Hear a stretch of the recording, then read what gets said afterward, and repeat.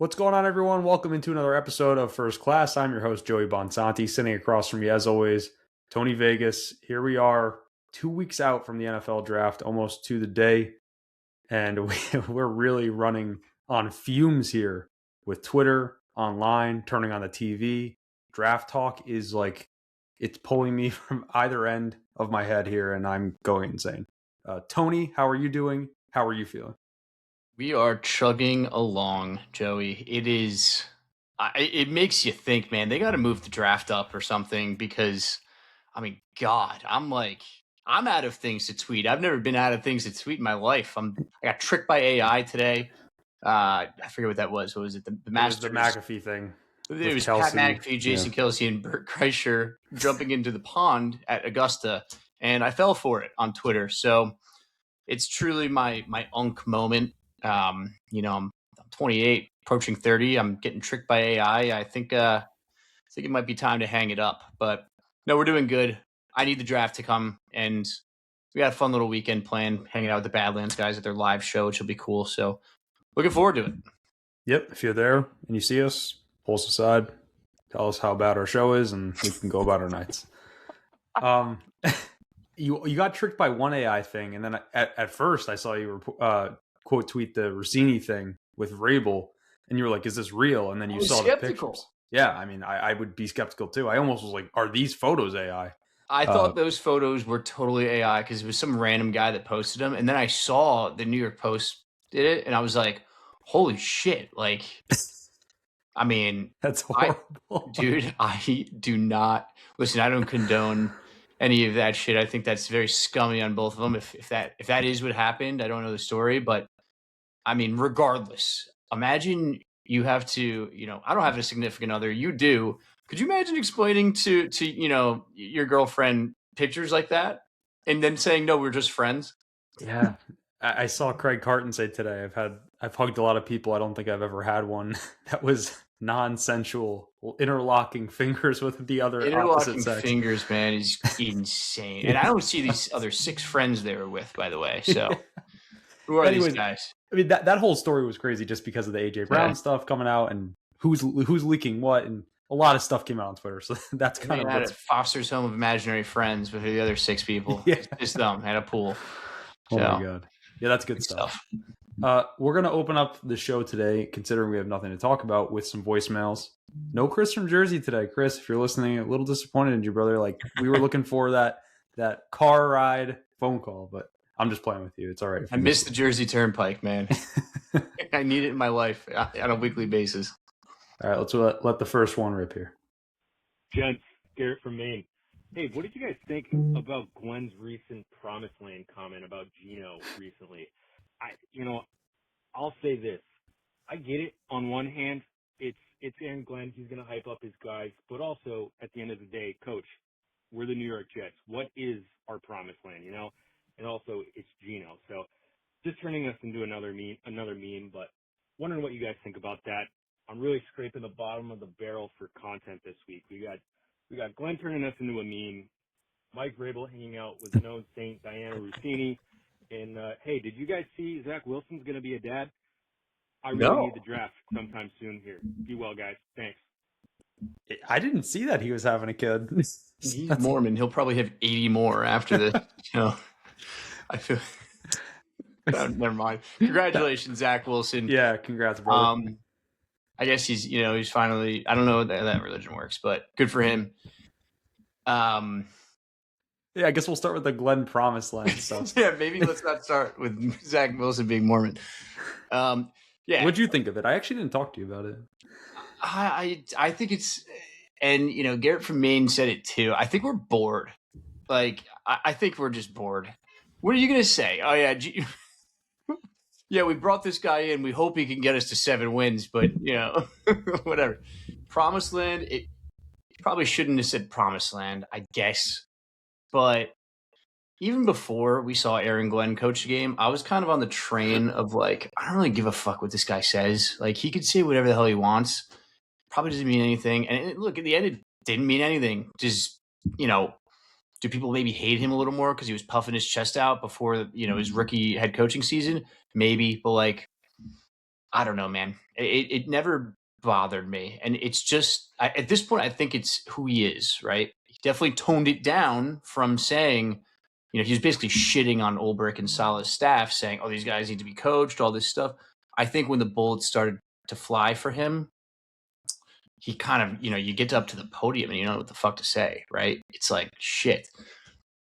But he got back to it a little bit with this comment. Yeah, it is what it is. We know Geno Smith's not going to bring us to the promised land. We know Aaron Glenn probably doesn't think that either. If maybe the promised land is just, can Geno save my job? Maybe it's just Aaron Glenn's promised land, not ours. Yeah, I think the term promised land is pretty subjective, right? I think the Jets' promised land right now is probably anywhere between 7 and 9 wins. 7 wins. That's what I would think. What do I think about it? It's just kind of like an eye roll thing at this point for me. Anytime he says something like this, just because there's a way to go about it. You can say we really like Geno, what he's going to be for this team and this organization, and bringing him back, and don't have to say the promised land thing because anything like that's going to get clipped. But if you go watch the whole interview, like he has clearly toned it down since last year, which I appreciate. I know you are one to not care. I care about this stuff just because it's the New York media, and I hate when the Jets are constantly in the news headlines, and it's kind of tough when you're in the New York media. Everything's going to get clipped, especially when you're a bad team. You haven't made the playoffs in 15 years, and you had no interceptions last season. So all this play calling is my superpower stuff, and all that stuff. Play calling is my superpower, really. Like, you could just add another one with the promised land to it. Don't let go of the rope. Same shit. So I don't like to put too much thought into it at this point. Like, all this stuff's going to amount to either he's going to dig himself back up and he's going to save his job this year, or he'll just go down as one of the worst coaches in Jets history. It could be totally possible. If he wins like 4 games this year, oof. Yeah. That's Gase. Worse than he would probably go down as worse than Adam Gase. So, damn. That's a scary conversation to have, but I'm not there yet. Obviously, we're gonna have to see how the first 5 or 6 games play out this season. But again, I'm just sitting there thinking these quotes are going to start to fly if this team starts off 1-5, 1-6, and then add Geno Smith. He's got some good ones. Have you ever heard his? Yeah, he's like, I didn't come to Vegas to roll the dice. I came to run the table. That's fire, dude. He's got some heat for sure. Dude, he does. That's fire. And then I remember, I think he might have been on the Jets. This wasn't one of his quotes. It was "Horses don't stop; they keep going." It was the Young Thug quote, and the real line, he was mistaken. It's actually "Hustlers don't stop; they keep going." I think it's "Digits" by Young Thug. Great tune. Mm-hmm. Geno's got the heat, man. Life's a gamble. Le'Veon Bell. Le'Veon Bell's album. I would love to see how many more quotes we get. Say the Jets start 2-0 maybe. Or line. Start getting cocky, and all of a sudden they're 2-8. All right, I'll play the next voicemail. What's up, fellas? Johnny from down south. Just curious. Apologies if you talked about this before, but just curious what your thoughts would be on doubling down at wide receiver in the draft. So assuming we take Reese or Bailey at 2, and then let's say 16, we take Mekhi Lemon. How would you feel about taking a receiver at 33, whether that be Omar Cooper or Boston, or maybe even if Jordan Tyson's fallen to 25, 26, 27, we end up trading back into the first and taking Tyson. We leave the draft with Lemon and Tyson. I know it's a little nuts. We got Garrett Wilson and Mitchell, and those dudes got to get targets, plus Brees in the backfield. But I don't know. I feel like if you're gonna focus on taking a guy in the 27 class, you want to build him a super team of weapons. No offense. I was gonna say, we got Malachi no matter what poorly, but we don't actually have him anymore. RIP. But I'm just curious how you guys just think about doubling down a receiver. Also, on the 27 class, I'm not really sold on anybody but Arch yet. I know I really haven't looked too much into it. I like Lenore Sellers, but he does seem really raw. I think Julian Sain's going to be a bust. I'm not big on Dante Moore. Trinidad Chambers is, I don't like a guy who's trying to go to court so he can play another 10 years in that college football. What veterans, if we have to go the veteran route, what veterans do you guys like? Maybe it's a Burrow trade, maybe just rock with Geno another year?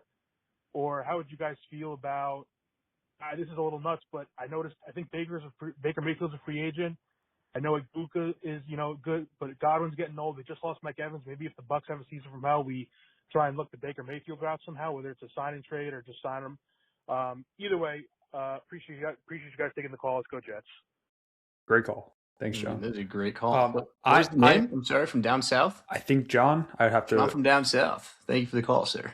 I'm not mentally in the looking at the 2027 free agent quarterback class. But I'll circle back to what you first said about the double dipping at wide receiver. And I would be thrilled if the Jets got a receiver at 16. Got it. If we played your scenario out and got Mekhi Lemon at 16 and then Jordan Tyson fell and trade up to 26 for Jordan Tyson, you're looking at a wide receiver room of Garrett, Mekhi Lemon, Jordan Tyson, and A.D. Mitchell. That's like there's a world where Jordan Tyson, if he stays healthy, is better. A lot better than Mekhi Lemon because a lot where he's better than Garrett Wilson. Yeah, there's a world where he's just it exists. It does, and that's the ceiling for him. I personally think the Jets have to come away with 2 pass catchers in the top 50 if they're not going to address it with a veteran elsewhere. And I think that is if we leave the draft and Muji picks 1 wide receiver in the first round and that is it, he's severely undervaluing that position. And you would think he would have learned from last year with what we had rolled out with Justin Fields. Double dipping is a necessity at this point, in my opinion. And if they did it in the top 30 picks, I would be completely fine with that. Yeah, that's tough. Like, I'd be so excited, but I feel like the smart thing to do would be if Mekhi Lemon, Jordan Tyson, or Carnell Tate, which isn't going to happen, or they're at 16, you take one of those 3. You let the receiver board continue to fall. You take a position of need at 33, and then you double dip at 44 with your bonus second rounder. I think that would probably be like you take like Jeremy Bernard, or who else would even fall that far? I don't know. Denzel Boston's not going to make it to 44. I don't think. I don't know. It's a deep wide receiver class, so you can read it. Maybe trade up a few spots from 44.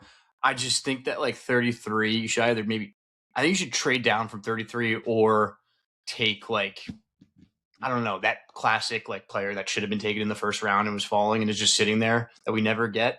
Maybe that is a receiver and you take him maybe you do take him at 33. Fuck. I'm talking myself into it. I remember having with T. Higgins and I was like, oh my God, I want T. Higgins so bad. The year, obviously with the Bengals when they had 33 and he got nabbed right there. Maybe there's like one of those guys where it's like, why is Omar Cooper, like John said, there at 33? You got to take him.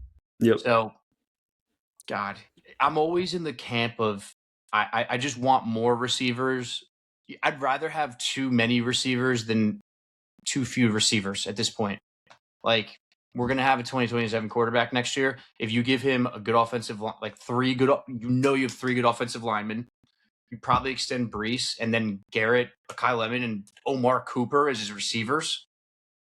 Yeah, that's really good, man. Is that the best position you could put a young quarterback in?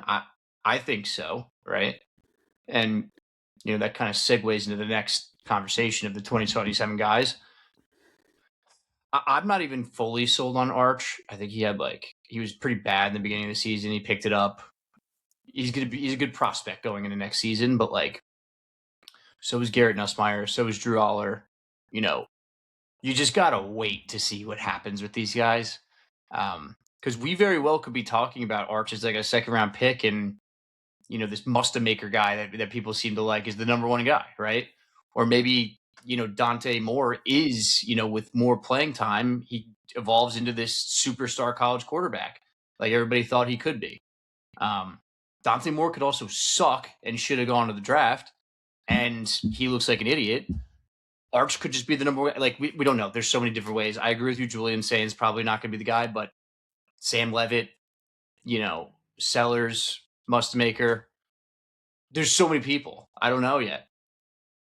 And I don't think I'm kind of just done with this guy's generational. And then I don't want to get too deep into the conversation of Arch Manning, but there's just so many times where you get the guarantee. The Trevor Lawrence is a guarantee, and it took him 6 years to become probably not even what we thought he was going to be. So he was luck, dude. He was like a luck level prospect. He was, or that's at least how he was being spoken about. And he didn't even reach that potential, I feel, the way he was being talked about. So, yeah, there's so much that can happen between April of 2026 and February of 2027. Like you were mentioning with the veteran quarterback route, who knows? Like who gets injured, who goes, who sucks, who has a giant leap year. Like there's so many things that could happen, and we just don't. I would have to see, and that's why I can't fault this regime for going out and taking a quarterback. I couldn't. I could fault them for taking Ty Simpson at 16. I couldn't fault them for taking him in the second round. I just can't, because you can always take another one, and like we've seen before, nothing's guaranteed in quarterback. I mean, Patrick Mahomes, I'm not going to get into every player who went before every player, but no one knows. Literally no one knows, because if everyone knew, then all these quarterbacks would go at the right position. So yeah, no doubt. Amen. That is the end of the calls. Hopefully we get Chris from Jersey next week. Let's move into, again, this is going to be a shorter episode. We're going to be talking about kind of some mock drafts, and a lot of buzz around the past few days. Magically, all of a sudden, has been David Bailey, the edge rusher out of Texas Tech, shooting up and being the favorite for not the odds-on favorite for the Jets, but according to Peter Schrager, according to, you said Todd McShay dropped a mock, we're seeing David Bailey mocked to the Jets at 2. I know you had come out last week and feel pretty confident about Arvell Reese being the pick at number 2. I think this is more of either his agents coming out, either the Jets coming out because it seems too obvious. What do you think the reasoning? Where does it lie? Is it somewhere in the middle? I do think it's somewhere in the middle. Like, to be completely frank with you, dude, like there's so many bullshit rumors that fly around, especially 2 weeks before the draft. Like I was told that Tyler Warren, his floor was Chicago last year. They ended up taking a legitimately different tight end, and Warren went 14. There's just so much nonsense that gets flown around. I forget who we were mocked at number 7 last year. Membu was kind of a little bit projected, I think, but no, I mean, you heard a bunch of people. Peter Schrager himself said that Tyler Warren was likely the pick at 7. So, this is like literally, we're in prime smokescreen season. This could be David Bailey's agent pushing to get him drafted. Maybe number 2. I don't know. Like, yeah, who knows if the Jets are fully they haven't put in the pick yet. I heard that it was going to be Arvell Reese, but I'm just some guy with some Twitter followers. So maybe it is David Bailey, or maybe this is just some bullshit smoke. I think it's going to be Arvell Reese still. I'll stand by that. I think this is the classic agent trying to get his guy picked number 3 to make the Cardinals feel like, oh my God, the Jets didn't take him. We'll grab him right here. Maybe I don't know why the Jets would come out with that. But this isn't a regime that's leaked anything. Like we didn't know anything about their free agency plan going into it, right? They didn't really end up signing the guys that we thought. And for them to all of a sudden just leak to Peter Schrager, Albert Breer, Todd McShay, and Daniel Jeremiah that they're taking David Bailey, it doesn't make a lot of sense to me. It doesn't, and I've seen Peter Schrager be right. I've seen him be wrong. He said we weren't taking Kayvon in 2021 or 2022, and he was right. But he said we were probably taking Tyler Warren last year, and it wasn't right. So I think it's bullshit. Yeah, I mean, we're sitting here. It's 2 weeks before the draft, right? Why sit here? You also have to remember these guys are on TV too and are pulling in ratings. They have to talk. Yeah, they need to talk about something. We come on this podcast, we have nothing to talk about. Granted, we're just talking about the New York Jets specifically, but these people have to talk about the draft, and this is where smoke screens start. It just doesn't magically happen where in 48 to 72 hours, David Bailey is just the consensus number 2 pick across all of the national media. It's just not how it works, right? It happens every single year. Now, I want to look at his number 16 pick for the Jets, Omar Cooper Jr. He had Mekhi Lemon going 13 to the Rams. He had Carnell Tate going to Miami at 11. He had Jordan Tyson going to Kansas City. If this is the scenario where it plays out and the Jets do surprise us and they take David Bailey at this point, and then they go around and take Omar Cooper, what's your reaction? Are you happy with that pairing coming out of round 1? Okay, but this is a good opportunity to say, just because I prefer Arvell Reese, it doesn't mean that David Bailey is a disaster of a pick. I mean, an adult in the room. Dude, we're splitting hairs here. We're arguing. This isn't like, oh, keep Sam Darnold or draft Zach Wilson. We're talking about fucking defensive ends, man. That's what we're talking about. I like the fast 20-year-old that can fucking, runs a 4.6. That's just me. There are other people that like the guy that is guaranteed to, borderline guaranteed to be a really good edge rusher. Would I be happy with Omar Cooper and David Bailey? Me personally, I'd be like, oh, fuck. That's not who I wanted. I wanted Arvell Reese and Jordan Tyson. Like, that's my ideal round one. But I'm going to say it again. I'm just a guy with a Twitter account and a podcast. Like, I have no fucking idea who's going to be better at it, David Bailey or Arvell Reese. It's just, like, my preference. David Bailey's a fine pick at number 2, and I think that's very fine to say. Arvell Reese is a fine pick at number 2, and I think that's fair to say. You could take Cardinal Tate at number 2, and it'd be like, okay, there's your, like, sick number 2 receiver. Like, that's fine. You don't say that, like, people that will sit here and tell you that fucking Arvell Reese stinks don't know what they're talking about. They don't know what they're talking about. Because if we don't take Arvell Reese, he's going number 3 to the Cardinals. If we don't take David Bailey, he's probably going number 3 to the Cardinals. Like, but you're right. Frankie Vitz, fucking Arvell Reese stinks. Frank. It's insane to me. Yeah. I saw a thing from the New York Post today. It was like, dude, is David Bailey a lock at number 2? It's like, no, he's not. And just because you want him and like now there's all of a sudden some smoke, he's not all of a sudden a lock. Because why weren't you having this conversation? Is Arvell Reese a lock number 2 weeks ago? I don't get it. I think it's insane. Anybody that tells you that either prospect are like, just because they don't want him, the other guy sucks, that's nonsense. And they have this agenda against this other player for whatever reason. That's my personal take. I hope I don't upset anybody. Who the fuck knows if they even watch this podcast, or maybe we'll clip it or something. But it got me fired up today. I'm sorry.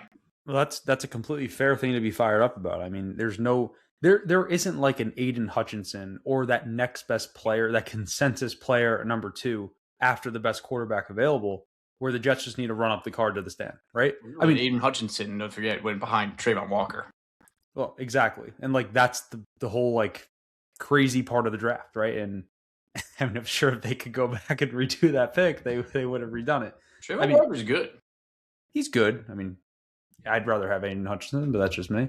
And there was the other years, like the Nick, like we really wanted Nick Bosa. Was Nick Bosa the same year as Quinnen? Yeah, we wanted Bosa, but he just didn't fall. There have been plenty of times where the number 2 pick has been pretty damn clear.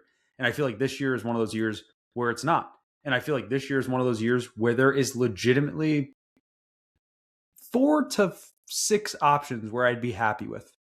I really, you can sell me on 4 to 6 guys at number 2, and I'd feel okay taking them at number 2. Name them.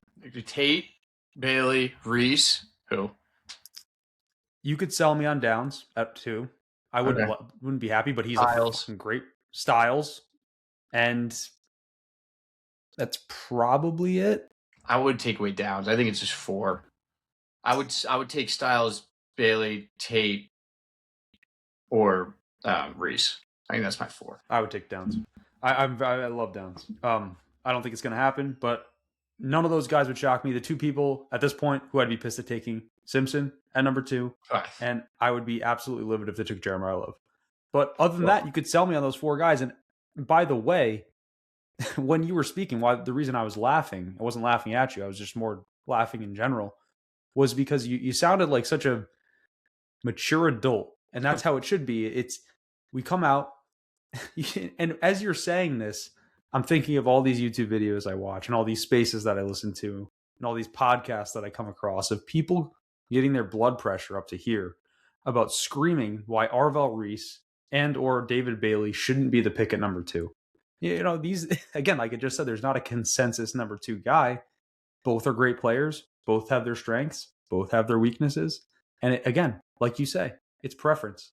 Is there a world where both of those guys aren't going to be what we think they are, and maybe the guy at number 4 or 5 is probably the pick.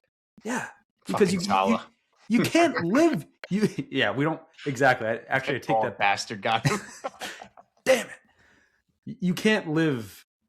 I mean, obviously you can live because there's a lot of people online who are living like this way, but I just don't see why we can't say, all right, I wanted Arvell Reese. They took David Bailey. We're going to get a hell of a pass rusher that's probably going to have 10 plus sacks in year 1, hopefully. I just don't think it makes sense for the Jets right now with Will McDonald. I think, like you said, you kind of get the guy who can mold a little bit, who I believe has the higher ceiling. My favorite thing online that people say is, well, why would you draft a guy based on upside potential? That's what you draft about, bro. They're 20.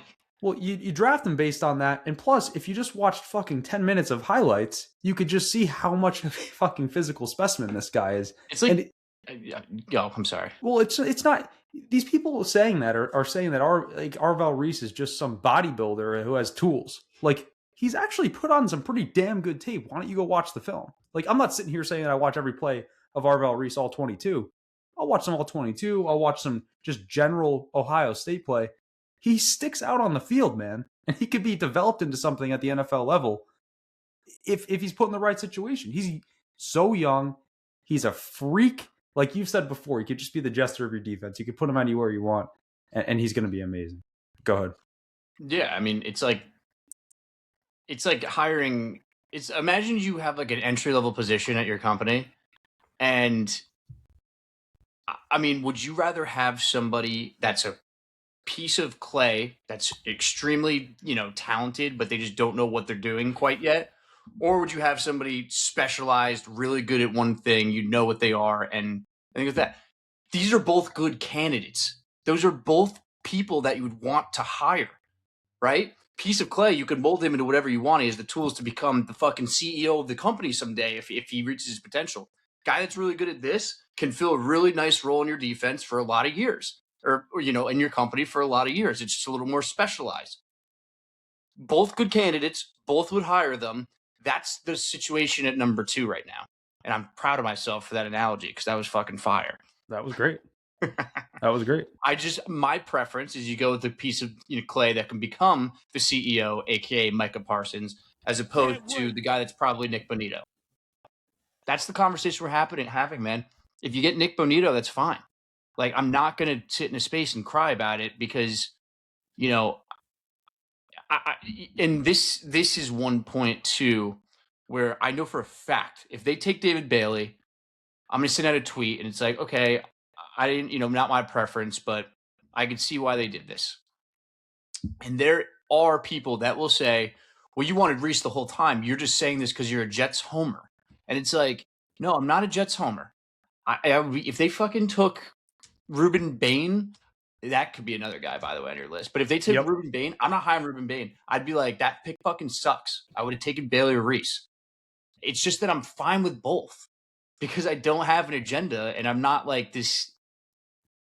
I don't know. Like, you got to be a little more open-minded.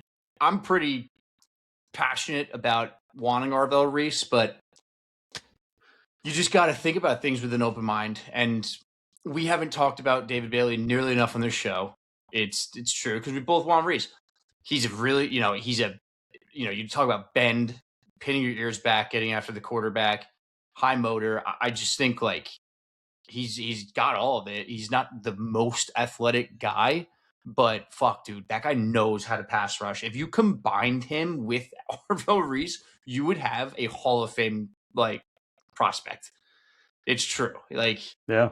And, unfortunately you can't do that. You got to pick one, but that's my take on the entire situation. The smoke, is it annoying me? Yeah. Cause like I want Reese and that's well documented, but I mean, it could very well just be smoke. Probably is. And we'll probably be sitting here in 2 weeks, hopping on the podcast the night of the draft and saying that the Jets took Arvell Reese. Oh, dude, it's been 30 minutes. I could talk. It's insane. A scary amount of time about 2 guys that could potentially be a New York Jet. Oh my God, dude. Imagine after all this, neither of them are, but probably not. It's insane. We basically had nothing. We had no plan coming into the show. We ended up going 30 minutes. we legitimately, I texted Tony today actually saying, number one, are we recording? And number two, what the fuck do we talk about? And Tony just said, yeah, let's get on. Let's talk about the David Bailey smoke. We got a couple calls today, courtesy of John and Garrett, and here we are. So next week, looking forward to next Wednesday, we're going to run a few mocks. We're going to do it live on screen. We're going to make some stipulations for each mock and trying to have to go through that together. And I think that'll be a really good episode before the week after is the NFL draft. I'm assuming we'll probably do an episode Wednesday night before the draft to release on Thursday of the draft, just kind of a preview, our last thoughts. And then we'll see after round one, we'll probably come on and do something, whether it be late Thursday night or Friday. So it can't be Thursday night. I have a charity event in Long Island. So it can't be Thursday night. But that's with okay. Our ex-co-host Pat. That'll be fun. Yeah. Or Friday morning. Yeah, we'll see. We'll figure something out to get on here and throw you guys something. But for now, stay tuned for next week and the mock draft episode. Go follow us everywhere. Twitter, First Class Pod. We're releasing on Spotify, Apple, YouTube, and Patreon, of course. Thanks for listening, guys. And as always, go Jets.